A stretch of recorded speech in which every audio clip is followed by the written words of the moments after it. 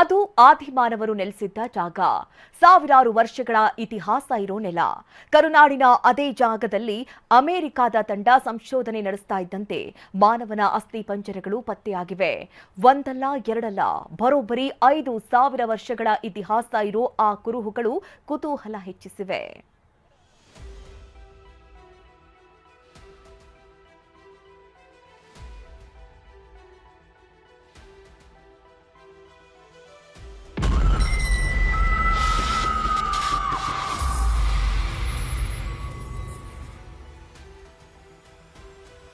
ಇದೇ ಸ್ಥಳ ಬಳ್ಳಾರಿ ಜಿಲ್ಲೆಯ ಇದೇ ಜಾಗದಲ್ಲಿ ಉತ್ಖನನ ಆರಂಭ ಮಾಡುತ್ತಿದ್ದಂತೆ ಇತಿಹಾಸಕಾರರಿಗೆ ಅಚ್ಚರಿ ಕಾದಿತ್ತು.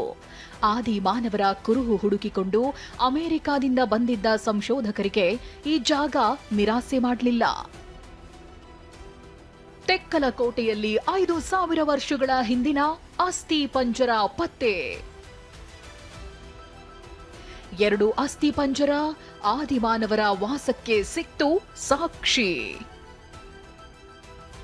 ಸಂಗನಕಲ್ಲು, ಹಿರೇಬೆಣಕಲ್, ತೆಕ್ಕಲಕೋಟೆ, ಬಳ್ಳಾರಿ ಜಿಲ್ಲೆಯ ಈ ಸ್ಥಳಗಳಲ್ಲಿ ಆದಿಮಾನವರು ಇರೋದಕ್ಕೆ 10 ಕುರುಹುಗಳು ಸಿಕ್ಕಿವೆ.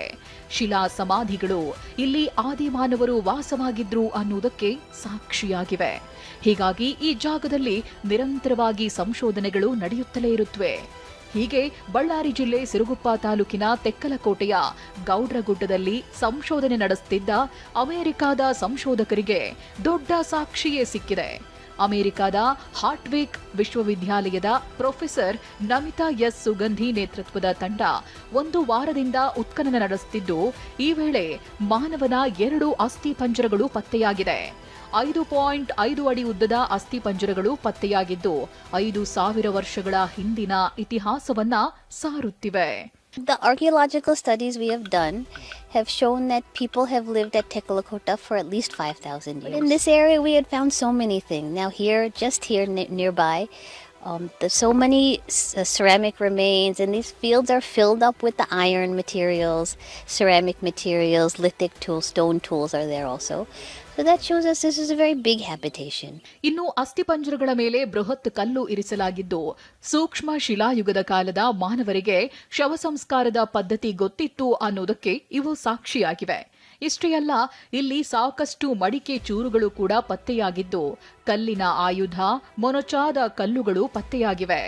ಪ್ರಾಗೈತಿಹಾಸಿಕ ಕಾಲದ ಹಲವು ಮಡಕೆಗಳು ಬಳ್ಳಾರಿ ಜಿಲ್ಲೆ ಸಿರುಗುಪ್ಪ ತಾಲೂಕಿನ ತೆಕ್ಕಲಕೋಟೆ ಪಟ್ಟಣದ ಗೌಡ್ರ ಮೂಲೆಯಲ್ಲಿ ಪತ್ತೆಯಾಗಿರುವಂಥದ್ದು. ಈಗ ಆ ಮಡಿಕೆಗಳು ಪತ್ತೆಯಾಗಿರ್ತಕ್ಕಂತಹ ಸ್ಥಳದಲ್ಲಿದ್ದೀನಿ. ತಾವು ಗಮನಿಸ್ತಾ ಇರ್ಬೋದು, ಬಹಳ ದೊಡ್ಡದಾಗಿರ್ತಕ್ಕಂತಹ ಮಡಿಕೆಗಳಿವು. 5 ರಿಂದ 6 ಫೀಟು ಅಂದರೆ 3 ರಿಂದ 4 ಈ ರೀತಿಯಾಗಿರ್ತಕ್ಕಂಥ ಬೇರೆ ಬೇರೆ ರೀತಿ ಅಳತೆಯ ಪ್ರಕಾರವಾಗಿ ಮಡಿಕೆಗಳನ್ನು ಆ ಕಾಲದಲ್ಲಿ ಮಾನವರು ಇದನ್ನು ಬಳಕೆ ಮಾಡ್ತಾ ಇದ್ರು ಅನ್ನೋ ಬಗ್ಗೆ ಕುರುಹುಗಳು ಪತ್ತೆಯಾಗಿರುವಂಥದ್ದು.